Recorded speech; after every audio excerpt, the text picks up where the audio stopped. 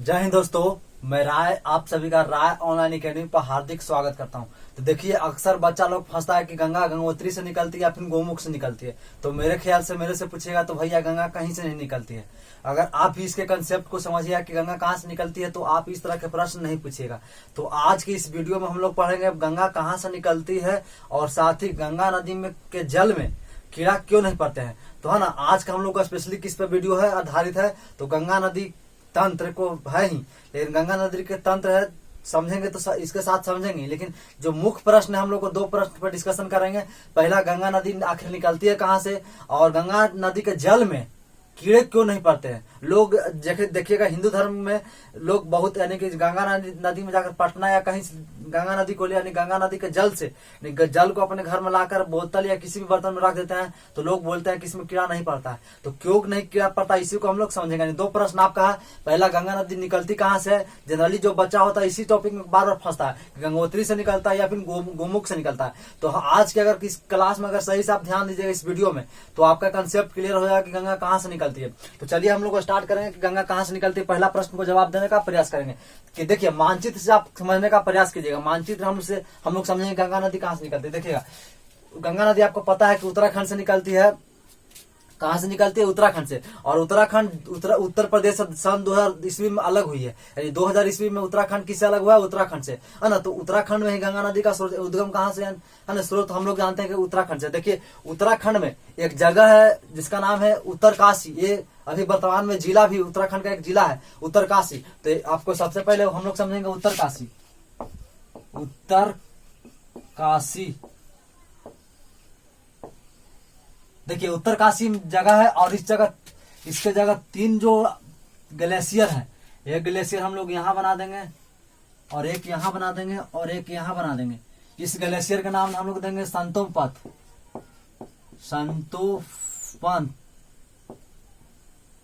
इसका हम लोग नाम देंगे मिलाम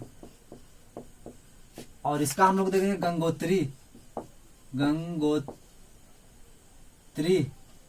यानी उत्तरकाशी जिला में तीन गो ग्लेशियर है। ग्लेशियर समझे किस ग्लेशियर किससे कहते हैं तो आपको समझिए, जो उत्तराखंड में जो पहाड़ है जनरली किससे बना हुआ है? आपका हिमानी का पर्वत यानी पहाड़ है। हिमानी कहने का सेंस, जैसे जैसे नीचे से आप ऊपर की ओर जाइएगा, नीचे से ऊपर की ओर जाएगा तो तापमान आपका कमता है और तापमान कमेगा तो आपको जो हवा में नमी होता है शुष्क, वो आपको दिखाई देगा। जैसे आप देखिए, गर्मी और एक जाड़ा में समझिए, जो गर्मी में है आपको इस तरह से तो आपको कोई हवा का नमी नहीं दिखाई देता है, लेकिन आप वही जाड़ा में खाली इस तरह से फूकिएगा तो आपको धुआं की तरह दिखाई देगा, नहीं कि हवा में नमी आपको दिखाई देगा। तो वही नमी है, जैसे जैसे ऊपर आप जाइएगा तो नमी का आना बढ़ता है और टेम्परेचर घटने के कारण ऊपर जब जैसे जैसे नीचे से ऊपर चढ़िएगा तो टेम्परेचर बढ़ता है। टेम्परेचर कैसे बढ़ता है ये अलग टॉपिक है, लेकिन आपको एक जनरली कंसेप्ट आपको बता दें। जैसे देखिए, अभी हम लोग नीचे धरती पर है तो ऊपर से भी आपका तापमान यानी हीट उष्मा आ रहा है, इधर से यानी कि दीवार से आ रहा है, इस दीवार से आ रहा है और वातावरण से आ रहा है। लेकिन जैसे ऊपर ऊपर जाइएगा तो दीवार तो आपसे दूर होता जाएगा, तो दीवार दूर होगा, केवल ऊपर जाने पर आपको डायरेक्ट जो सूर्य का प्रकाश यानी सूर्य का उष्मा है वो केवल लगेगा। यानी ऊपर जाने पर आपका टेम्परेचर कमेगा और टेम्परेचर करने से जो हवा में नमी है वो दिखाई देने लगता है। और हवा में नदी, चूंकि उत्तराखंड में पहाड़ है तो जो ऊपर काफी अधिक ऊंचाई है तो उस ऊंचाई पर जो हवा का नमी होता है सूक्ष्म, वो यानी पहाड़ से टकराता है और टकराने के बर्फ के स्रोत यानी बर्फ का रूप ले लेता है और वही बर्फ यानी हमेशा पिघलित रहता है, और यही नदियों का उद्गम स्रोत बन जाता है। और यहीं से कई नदियों का उद्गम यानी उत्तराखंड में कई नदियों का उद्गम है। तो आप समझ गए हो कि बर्फ का निर्माण यानी पहाड़ पर कैसे होता है। तो नीचे से ऊपर जाने पर तापमान कमता है और तापमान क्रम में जो हवा का नमी होता है जो पहाड़ से टकराता है और टकराने क्रम में क्या होता है, बर्फ का रूप लेता है। बर्फ का रूप यही बार बार पिघलता है, उसी को हम लोग क्या कहते हैं? हिमानी कहते हैं, या इसी को ग्लेशियर भी कहते हैं, इंग्लिश में ग्लेशियर कहते हैं। तो उत्तराखंड में तीन ग्लेशियर प्रमुख है जिससे हम लोग को गंगा नदी हम लोग समझेंगे। उत्तरकाशी जिला है, उत्तरकाशी में तीन ग्लेशियर, एक है संतोपंथ, एक है मिलाम और एक है गंगोत्री। अब देखिएगा, यहाँ से एक नदी निकलती है, इसके नदी निकलती है कहाँ? संतोपंथ ग्लेशियर से। ग्लेशियर यानी संतोपंथ है हिमानी बर्फ से एक नदी निकलती है और नदी का नाम क्या है? विष्णु गंगा। इस नदी का नाम क्या है? विष्णु गंगा। और यह नदी इधर जाती है और इधर से एक और नदी आती है, इधर से एक नदी आती है और इस नदी का नाम है धौली गंगा। क्या नाम है? धौली गंगा। धौली गंगा, और जहाँ एक दूसरे से मिल जाती है, इस जगह का नाम है, जहाँ यानी विष्णु गंगा और धौली गंगा मिलती है, इसको हम लोग इस जगह का हम लोग नाम देते हैं प्रयाग। आपको पता होगा प्रयाग किसे कहते हैं? तो दो या दो से अधिक नदी अगर एक जगह आकर मिल जाएगा तो उसी को हम लोग प्रयाग कहते हैं। तो इसका नाम है विष्णु प्रयाग। यानी दोनों कहाँ नदी मिलती है? तो विष्णु प्रयाग। कहाँ यानी विष्णु गंगा और धौली गंगा कहाँ मिलती है? विष्णु प्रयाग। और आपको ज्योग्राफी के कंसेप्ट यानी भूगोल के कंसेप्ट ये कहता है कि अगर दो नदी जिसका गहराई समान गहरा हो, तो दोनों अगर नदी मिल जाता है तो अगला उसके जो मिलने के संयुक्त धारा से जो नदी का निर्माण होगा उसको हम लोग एक अलग नाम से रखेंगे। लेकिन अगर एक कम गहरा नदी किसी अधिक गहरा नदी में जाकर मिल जाए तो उसमें कोई नाम में परिवर्तन नहीं है। जो गहरा जिस नदी का गहराई अधिक होगा यानी उसी का नाम कंटिन्यू हम लोग आगे बढ़ाकर चलेंगे। तो इसका धौली गंगा और विष्णु गंगा का लगभग गहराई समान होता है। तो इसी के जो आगे जो इसको संयुक्त धारा यानी कि इसके धारा और इसके धारा जो संयुक्त रूप से कहाँ मिलती है? तो विष्णु प्रयाग में मिलती है। और इससे जो नदी का निर्माण होता है इसको हम लोग नाम देते हैं अलकनंदा। इसका हम लोग क्या नाम देते हैं? अलकनंदा। नंदा नदी, इसका नाम हम लोग क्या देते हैं? अलकनंदा नदी। तो ये अलकनंदा नदी आगे की ओर बढ़ती है और इधर से एक नदी आकर मिलती है, इसको हम लोग, इस नदी का नाम है नंदकी नदी। इस नदी का नाम क्या है? नंदकी नदी। और ये नंदकी नदी कहाँ मिलती है? तो आपका नंद प्रयाग में मिलती है। नंद प्रयाग कहाँ मिलती है? नंद प्रयाग। आपको अभी पता है कि ज्योग्राफी के हिसाब से अगर दो नदी का समान गहरा होगा तो उसका अलग नाम दे देंगे, लेकिन नंदकी नदी का गहराई अलकनंदा से कम है। तो चूंकि हम लोग तक कंटिन्यू इसको नहीं, अलकनंदा आगे की ओर बढ़ते जाएगी, इस तरह से आगे बढ़ जाएगी, आगे बढ़ेगी तो इधर से एक और नदी आकर मिलती है इसमें, और इस नदी का नाम है पिंडार नदी। क्या नाम है? पिंडार नदी। और पिंडार नदी जहां मिलती है उसी को हम लोग कहते हैं कर्ण प्रयाग। इसी को हम लोग क्या कहते हैं? कर्ण प्रयाग। और आगे बढ़ने पर एक यहां से केदारनाथ है, और केदारनाथ से एक नदी इधर आके मिलती है। कहाँ? तो अलकनंदा में। ये अलकनंदा में इसका नाम क्या है? मंदाकिनी नदी। और ये कहाँ मिलती है? तो रुद्रप्रयाग में मिलती है। रुद्रप्रयाग कहाँ मिलती है? तो रुद्रप्रयाग में मिलती है ना। तो कॉन्सेप्ट समझ रहे हैं कि संतोपंत ग्लेशियर से एक नदी निकलता है, उसका नाम विष्णु गंगा, और इधर से एक मिलाम ग्लेशियर से निकलता है, इसका नाम क्या है? धौली गंगा। और जहां दोनों मिल जाती है उसको संयुक्त धारा कहाँ मिलती है? तो विष्णु गंगा। और विष्णु गंगा के बाद इस नदी का नाम बदल देते हैं, और बदलने की इसका नाम क्या होता है? अलकनंदा। और यही कंटिन्यू नदी का नाम आगे बढ़ते चल जाता है। इधर से एक नदी आता है नंदकी, और ये कहाँ मिलता है? नंद प्रयाग में। इधर से देखिए, इधर से नदी एक आता है पिंडार, और ये कहाँ मिलता है? कर्ण प्रयाग में। इधर से केदारनाथ से एक नदी आता है, इसका नाम है मंदाकिनी, और ये कहाँ मिलता है? रुद्रप्रयाग में, है ना। तो समझिएगा कि इस तरह से हो गया। अब देखिए, तो दोनों ग्लेशियर का हो गया। अब इस ग्लेशियर से एक नदी निकलता है, इस नदी का नाम है जानवी नदी। इस नदी का नाम है जानवी नदी। और यहाँ एक पहाड़ है, और यही पहाड़ से यहाँ से निकलकर इस पहाड़ की हो जाती है ना, और इसके मिल जाती है। इस पहाड़ का नाम, जगह का नाम है गोमुख। क्या नाम है? गोमुख। और यहीं से यानी इस गोमुख से जो नदी का बनता है, इसको नाम हम लोग अलग दे देते हैं। इसका नाम है भागीरथी नदी। क्या नाम है? भागीरथी। इसका नाम भागीरथी दे देते हैं। और ये आपका कंटिन्यू कहाँ चल जाती है? आगे की ओर बढ़ती है। लेकिन जाने से इधर से एक और नदी आ जाती है, इसका नाम है भेलांगना। इसका नाम क्या है? भेलांगना नदी। और ये जहां मिलती है, यानी भागीरथी नदी और भेलांगना नदी जहां मिलती है, इसको हम लोग कहते हैं गोविंद प्रयाग। जहां ये दोनों नदी मिलती है, गोविंद प्रयाग। और ये आपका कंटिन्यू जहां कहाँ मिल जाती है? अलकनंदा नदी में मिल जाती है। ये जहां कहाँ मिलती है, यानी गोविंद भागीरथी और अलकनंदा जहां मिलती है, उसको हम लोग कहते हैं देव प्रयाग। क्या कहते हैं हम लोग? देव प्रयाग। अब जहां से देव प्रयाग से, यानी कि ये कौन नदी है? तो आपका भागीरथी और ये अलकनंदा। भागीरथी और अलकनंदा नदी जहां मिलती है उसको हम लोग क्या कहते हैं? देव प्रयाग। और देव प्रयाग से जो इस दोनों यानी भागीरथी और अलकनंदा नदी के संयुक्त धारा को ही हम लोग गंगा नदी कहते हैं। यानी यहाँ से अब गंगा नदी का निर्माण हुआ, ये कंटिन्यू बढ़ते चल जाएगा, इसी को हम लोग क्या कहेंगे? गंगा नदी। यही आपका गंगा नदी हुआ। तो आप बता सकते हैं कि गंगा नदी का निर्माण यानी उद्गम कहाँ से हुआ है? क्या आपको लगता है कि गंगा नदी की एक जगह से निकलकर यानी उद्गम हुआ? नहीं। हाँ, लेकिन अगर आप छोटे एग्जाम का छोटे लेवल का एग्जाम दीजिएगा, जैसे रेलवे ग्रुप डी, एसएससी सब एग्जाम दीजिएगा, तो अगर आपके प्रश्न आएगा कि गंगा कहाँ से निकलती है, तो ऑप्शन में अगर आपको रहेगा गंगोत्री, तो गंगोत्री भी टिक मारिएगा, गोमुख रहेगा तो गोमुख से टिक मारिएगा। लेकिन अगर आप कमीशन लेवल का एग्जाम दीजिएगा, पीसीएस या यूपीएससी, किसी भी कमीशन लेवल का एग्जाम दीजिएगा, किसी भी स्टेट का पीसीएस, तो आपको इस तरह से प्रश्न पूछेगा ही नहीं कि गंगा कहाँ से निकलती है। आपको प्रश्न ये पूछेगा कि गंगा नदी का उद्गम, यानी गंगा नदी किन दो नदियों को मिलने से का निर्माण हुआ, गंगा नदी का निर्माण किन दो नदियों को मिलने से हुआ, तो बताइए इधर से कौन भागीरथी और उधर से अलकनंदा, और ये दोनों कहाँ मिलती है, तो देव प्रयाग में, है ना। तो इस तरह से आपको प्रश्न पूछेगा कि अब एक और प्रश्न पूछेगा कि निम्नलिखित में, है ना, कि कर्ण प्रयाग में एक नदी आपका एक अलकनंदा में मिलती है, उसका उस नदी का नाम क्या है, तो पिंडार नदी। यानी इस तरह से आपको प्रश्न, अगर आप इस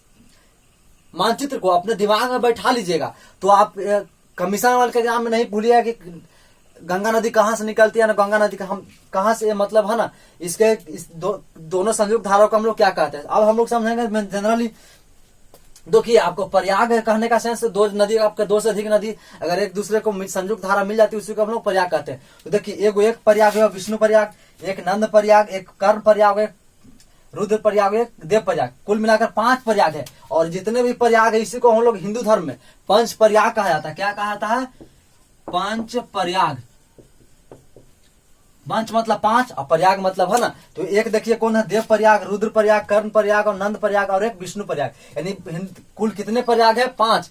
अगर आपसे ये भी प्रश्न आता है कि देखिए प्रश्न इस तरह से आएगा कि निम्न में से उत्तर से दक्षिण जाने पर कौन से प्रयाग पहले आए गए, उसको क्रमबद्ध सजाइए। यानी उत्तर से दक्षिण आने पर निम्नलिखित 5 प्रयाग को क्रमबद्ध सजाइए। इस तरह से आपको सजाना भी आएगा। तो आपका जनरली जो सेक्शन है याद करना काफी टफ हो जाता है। तो इसको जो प्रयाग को, 5 प्रयाग को याद करने के लिए आपको ट्रिक बताते हैं।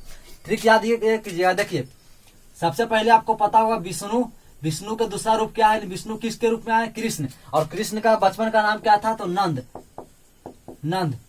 आपको पता हो कि कृष्ण कान में कनवाली खूब पहनते थे, जब जवान हो गए तो कनवाली खूब पहनते थे। तो याद रखिए, कर्ण यानी नंद मतलब कृष्ण, एक क्या पहने, कर्ण।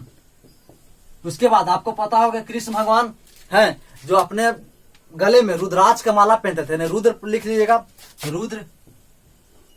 उसके बाद जब ये सभी मिल गए, यानी नंद, कर्ण सब, तो उसके बाद क्या हुआ, तो भगवान बन गए, यानी देव। यानी इस तरह से आप याद रखिएगा। यानी कि विष्णु भगवान दूसरा अवतार क्या है, विष्णु भगवान के बाद अवतार किस में लिए, तो नंद में। यानी नंद छोटा रूप तो नंद ही है, बाद में तो भगवान कृष्ण कहलाए।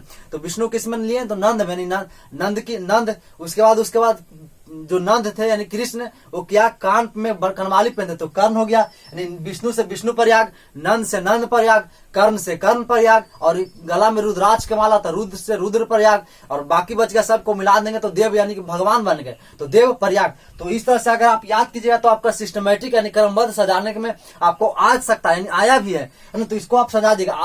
मान लीजिए आपको सजाने के लिए आया निम्नलिखित में से दक्षिण से उत्तर जाने में 5 प्रयाग को सजाइए। तो नीचे से हम लोग, चूंकि ऊपर उत्तर है नीचे दक्षिण है, तो नीचे से हम लोग लिखेंगे देव प्रयाग, रुद्र प्रयाग, कर्ण, नंद और विष्णु प्रयाग, है ना। अब देखिए, एक प्रयाग और यहाँ है गोविंद प्रयाग की इन 2 नदियों को मिलने से निर्माण हुआ है। तो एक है उधर से भागीरथी नदी आ रहा और इधर से भेलांगना नदी। और इसी नदी पर आपको पता होगा कि टिहरी बांध का निर्माण किया गया। क्या, टिहरी बांध का निर्माण किया गया, जो इसका लंबाई कितना है, 261 मीटर। और ये भारत का सबसे ऊंचा बांध है। भारत का कितना सबसे ऊंचा, इसी पर, यानी कि भागीरथी और भेलांगना नदी के संगम पर टिहरी बांध का निर्माण कराया गया, जिसका ऊंचाई कितना है, 261 मीटर, है ना। तो ये आपका क्लियर हो गया। और इसी बांध पर, चूंकि जब ये बांध बनाया गया, तो बांध बनाने से जो क्षेत्र देख रहे हैं, एक जलमग्न हो गया। तो जलमग्न होने के कारण तो सरकार ने निर्देश दिया पेड़ काटने को। तो इसी पेड़ काटने क्रम में आपको एक पता होगा चिपको आंदोलन, जिसका प्रमुख नेता कौन है, सुंदरलाल बहुगुणा ने एक आंदोलन चलाए थे ना, यानी चिपको आंदोलन के पेड़ को काटने को, पेड़ को यानी पर्यावरण को बचाने के लिए उन्होंने एक चिपको आंदोलन चलाया था ना। तो ये ध्यान रखिएगा, चिपको आंदोलन कहाँ हुआ था, चिपको आंदोलन यही हुआ था, यानी कि यहीं से शुरुआत हुआ था, टिहरी बांध से। यहीं पर पेड़ काटा गया, यानी बाढ़ आने के कारण। अब हम लोग समझेंगे कि पहला हम लोग को जो प्रश्न बन गया, पहला प्रश्न हम लोग का क्या था कि गंगा नदी का उद्गम कहाँ से है, इसको समझ लिए। अब हम लोग जनरली समझेंगे कि गंगा नदी के जल में कीड़ा क्यों नहीं पड़ता है। तो देखिए, इसको समझने के लिए आपको सबसे पहले पहला एक बात आपको आपको यहाँ से दो पॉइंट आपको समझना है। पहला पॉइंट क्या समझना, आपको पता होगा कि जिस जगह पर अगर घनी आबादी है वहां प्रदूषण अधिक होता है। जैसे दिल्ली में देख लीजिए, वहां अधिक घनी आबादी है, यानी उस शहर में बहुत ज्यादा लोग रहते हैं, तो वहां अधिक पर्यावरण होता है, यानी कि प्रदूषित होता है, यानी प्रदूषण ज्यादा होता है। लेकिन अगर कहीं किसी गांव में देख लीजिए, गांव में प्रदूषण कम होता है, चूंकि वहां घनी आबादी नहीं है। तो ठीक उसी प्रकार जो ये पूरा सेक्शन देख रहे हैं सब पहाड़ी एरिया है, और यहाँ जो मानव बस्ती यानी मानव बस्ती बहुत कम है, मिलता है, जगह जगह मिलेगा आपको, कम यहाँ लोग बसते हैं। तो कम बसते लोग रहते हैं तो पर्यावरण दूषित यानी प्रदूषण भी कम होगा। तो पहला कारण क्या हो गया, प्रदूषण। यानी प्रदूषण, अगर कम प्रदूषण होगा तो है ना, तो गंगा नदी शुद्ध गंगा नदी शुद्ध रहेगा और वहां कीड़ा मकोड़ा नहीं पड़ेगा। दूसरा कारण ये है, देखिए गंगा नदी का जल यानी कि जो यहाँ देख रहे हैं सभी में एक बैक्टीरियोफेज तत्व पाया, यानी चीज पाया, उसमें बैक्टीरियोफेज पाया जाता है। और ये बैक्टीरियोफेज क्या करता है कि जो हानिकारक जीवाणु और विषाणु है उसको मार कर खा जाता है, और खा जाएगा तो यहाँ जो आपका कीटाणु बचेगा तो नहीं बचेगा। तो कीटाणु नहीं बचेगा तो हमारा जो जल में जो कीड़ा मकोड़ा है वो उत्पन्न नहीं होगा। तो इसलिए कीड़ा गंगा नदी के जल में कीड़ा नहीं पड़ता है ना। तो सब एक तो पहला हो गया प्रदूषण, दूसरा इसमें बैक्टीरियोफेज एक चीज है पाया जाता है, और वही क्या होता है कि जीवाणु और विषाणु को मारकर खा जाता है, हानिकारक जो जीवाणु और विषाणु उसको मारकर खा जाता है। तो इसके जो गंगा नदी के जल में कीड़ा नहीं पड़ता है। तो कुल प्रश्न हम लोग को दो था, दोनों को हम लोग समझ लिए। पहला प्रश्न गंगा नदी का उद्गम यानी गंगा नदी कहाँ से निकलती है ये समझ लिए। दूसरा गंगा नदी के जल में आपका कीड़ा क्यों नहीं पड़ता ये भी हम लोग समझ लेंगे। अब जो इम्पोर्टेंट जो सेक्शन है गंगा नदी, तो इसी को हम लोग गंगा नदी तंत्र कहेंगे। यानी गंगा जितना भी आप देख रहे हैं सब गंगा नदी के सहायक नदी है, और यही नदी आपको उत्तराखंड से निकलती है, उत्तर प्रदेश में जाती है, फिर वो बिहार जाती है, फिर झारखंड जाती है, उसके बाद बंगाल जाती है, और फिर बांग्लादेश में जाकर समुद्र में मिल जाती है, बंगाल के खाड़ी में। तो ध्यान रखिएगा कि यानी कि गंगा नदी भारत के कुल कितने राज्य से होकर गुजरती है। तो पहला आपका निकलती है कहाँ से, तो उत्तराखंड में देखिए ध्यान दीजिएगा। ये अभी जो पूरा एक सेक्शन पढ़ रहे हैं ये सब पहाड़ी एरिया है, लेकिन गंगा नदी जो है यहाँ से आपका गंगा नदी शुरू हुआ, और ये गंगा नदी देखिए जब कहाँ जाकर, यानी कि गंगा नदी एक हरिद्वार जगह है, यानी उत्तराखंड में क्या है, हरिद्वार। और यही इसी जगह पर गंगा नदी मैदानी भाग में प्रवेश करती है। यानी हरिद्वार से पहले जो जगह है सब पहाड़ी भाग है, यानी पहाड़ी एरिया, लेकिन हरिद्वार के बाद गंगा नदी कहाँ मैदानी भाग में प्रवेश करती है। ध्यान रखिएगा। अब हम लोग समझें कि गंगा नदी कुल कितने राज्य से होकर गुजरती है। तो पहला उत्तराखंड, उसके बाद उत्तर प्रदेश, उसके बाद बिहार देख लीजिए, उसके बाद झारखंड, पश्चिम बंगाल, और उसके बाद मिल जाती है आपका कहाँ, तो वेस्ट यानी आपका बांग्लादेश में मिल जाती है। और एक आओ आपको प्रश्न आया कि भारत गंगा नदी की लंबाई कितनी है, तो इसको याद रख, ट्रिक नहीं है, केवल आपको याद रखना 2 को 25 लिख देना है, तो यही हो गया। यानी 2525 किलोमीटर गंगा नदी की लंबाई है। तो यहाँ आपका पूरा क्लियर कंसेप्ट हो गया। तो इसको फिगर को उतार लीजिएगा, और यहाँ से आपका प्रश्न अब ये बनेगा कि आपको ये प्रश्न आया कि विष्णु गंगा पर किन दो नदियों आकर मिली है, तो आपने बता दीजिएगा विष्णु गंगा और धौली गंगा। उसी पर नंद प्रयाग में किन दो नदियों का मिल्क संगम हुआ है, तो नंद की नदी उधर से कौन आया, तो अलकनंदा नदी। तो ये आपका गंगा नदी तंत्र है, जिसको हम लोगों ने अच्छी तरह समझ लिया, पढ़ लिया। और यहाँ से अब आपको नहीं पूछिएगा कि गंगा नदी का उद्गम कहाँ से हुआ है, तो हम लोग पूरे सिस्टम को समझ लिए, गंगा नदी का जो सिस्टम है उसको समझ लिए। नेक्स्ट हम लोग क्लास उत्तराखंड में जितना भी आपका टॉपिक पढ़ लिए सभी उत्तराखंड का सेक्शन है, और उत्तराखंड में आपका बन गया। अब हम लोग नेक्स्ट क्लास में गंगा नदी में हम लोग उत्तराखंड में जितना भी पढ़ रहे उत्तराखंड का पढ़ लिया। उसके बाद हम लोग नेक्स्ट क्लास में देखेंगे उत्तर प्रदेश में गंगा नदी का विस्तार, यानी उत्तर प्रदेश में गंगा नदी का कौन कौन सहायक नदी है। उसके बाद हम लोग उत्तर प्रदेश बिहार में देखेंगे। तो हमारा क्लास कैसा लगा कमेंट में जरूर बताइएगा। अगर अच्छा लगा तो वीडियो को अधिक से अधिक शेयर कीजिए, जिससे अधिक से अधिक बच्चा जान सके गंगा नदी का उद्गम कहाँ से हुआ, और साथ ही गंगा नदी के जल में कीड़ा क्यों नहीं पड़ता है। तो हम लोग फिर मिलेंगे हम लोग नए क्लास और नए टॉपिक के साथ। तब तक के लिए जय हिंद, वंदे मातरम।